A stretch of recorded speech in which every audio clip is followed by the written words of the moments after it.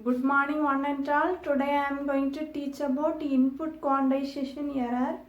Generally we know that quantization arises when continuous time signal is converted into digital signal. Okay, when we are converting continuous time signal into digital signal, quantization arises. That is the error. Quantization error is equal to xq of n minus x of n.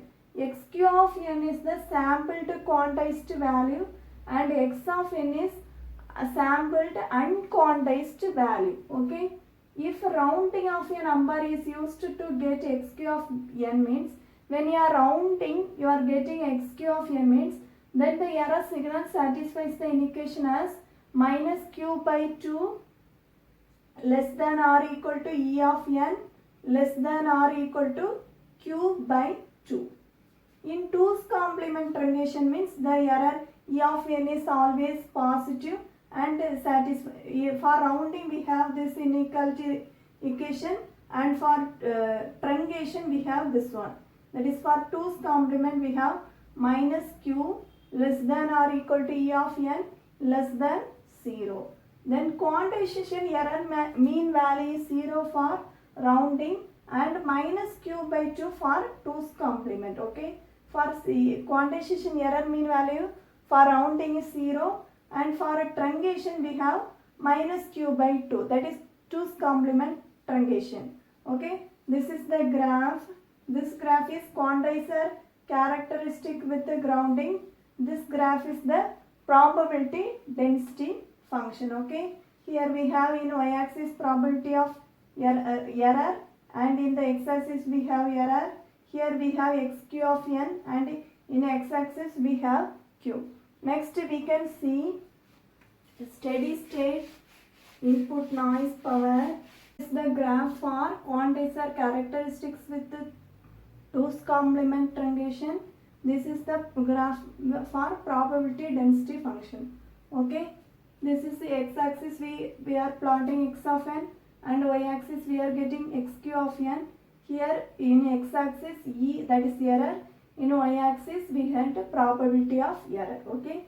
Next we can go to steady state input noise power. Usually in digital signal processing this quantization error is considered as additive noise. Okay. So the quantization error is commonly viewed as additive noise signal that can be written as xq of n is equal to x of n plus e of n. If rounding is used for quantization, then the quantization error is e of n is equal to xq of n minus x of n. From this equation we can write e of n is equal to xq of n minus x of n and the range is minus q by 2 to q by 2. Okay. Next we have some properties, that is error sequence e of n is a sample sequence of stationary random process. This e of n is a sample sequence of stationary random process. And next property is the error sequence is uncorrelated with x of n and with other signals in the system. Third property is the error is a white noise process. Okay, with uniform amplitude probability distribution over the range of the quantization error. Next we can see about the variance. Okay,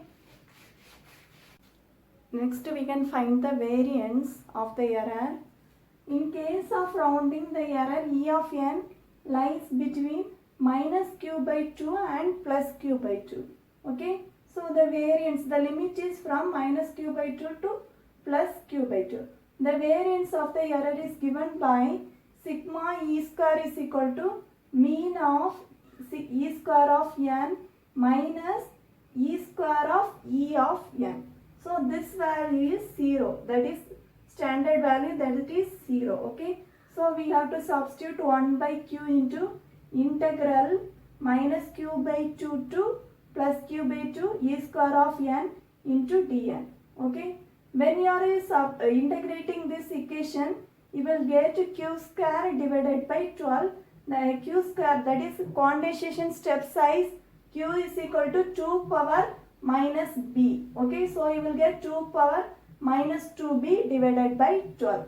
Next, in the case of 2's complement truncation, the E of n lies between 0 and minus q. Okay, in 2's complement truncation, it lies between 0 and minus q, having mean value. That mean value is minus q by 2. Here the mean value is 0, but here the mean value is minus q by 2, and the variance or power of the error signal is given by sigma e square is equal to 1 by q integral.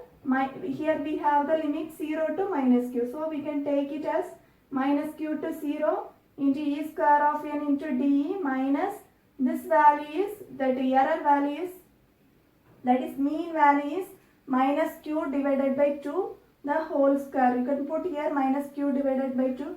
So when you are integrating, you will get q square divided by 3. This value is q square divided by 4. That is q square divided by 3 minus q square divided by 4. That is equal to q square divided by 12. Next, you can put the value of q, that is condensation step size value, that is 2 power minus 2b. You will get sigma e square is equal to 2 power minus 2b divided by 12. Next, we can find signal to noise ratio. Okay. Now we can see about the signal to noise ratio.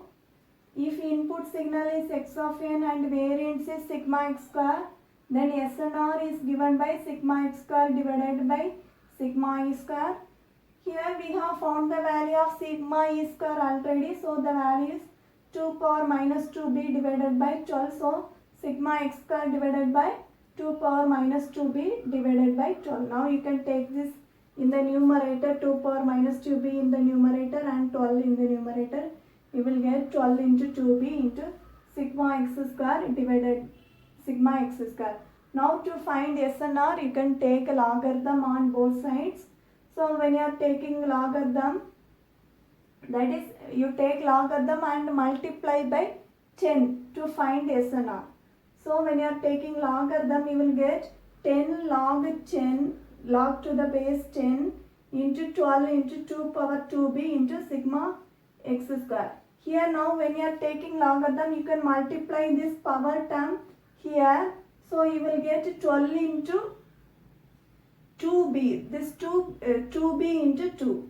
So when you are taking logarithm for 12, you will get 1.079, and when you are multiplying, you will get 10.79. Similarly, this will become 4b. When you are multiplying this 2b here, you will get 4b, and when you are taking logarithm, you will get 0.602b, and when you are multiplying 10, you will get 6.02b plus log 10 into sigma x square. Okay, so the value of SNR is, formula for SNR is 6.02b plus 10.79 plus 10 log 10 sigma x square. Here b is the bit. Next, we can see the steady state output noise power. Here our input is x of n and error e of n is added, so you will get the quantized value is xq of n, that is given to the impulse function h of n. You will get the output y of n. Here the output noise due to quantization of the input is denoted by epsilon of n.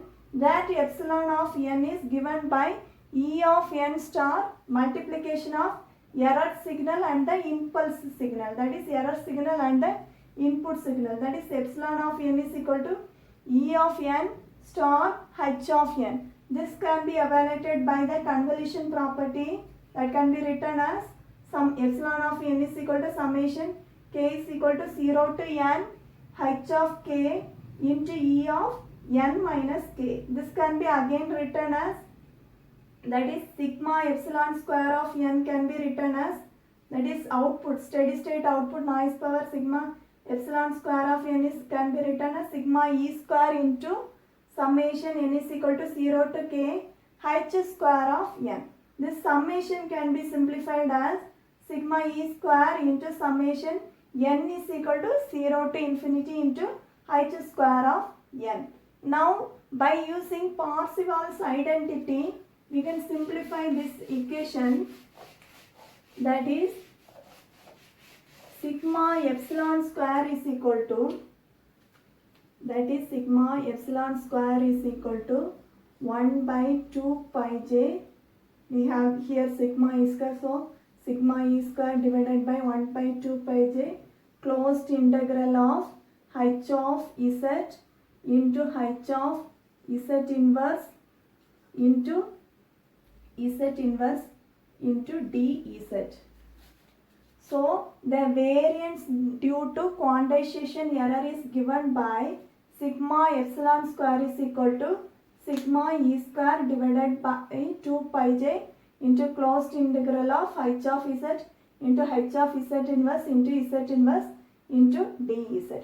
So we have studied about input quantization error, steady state input noise power SNR and steady state output noise power. That's all. Thank you.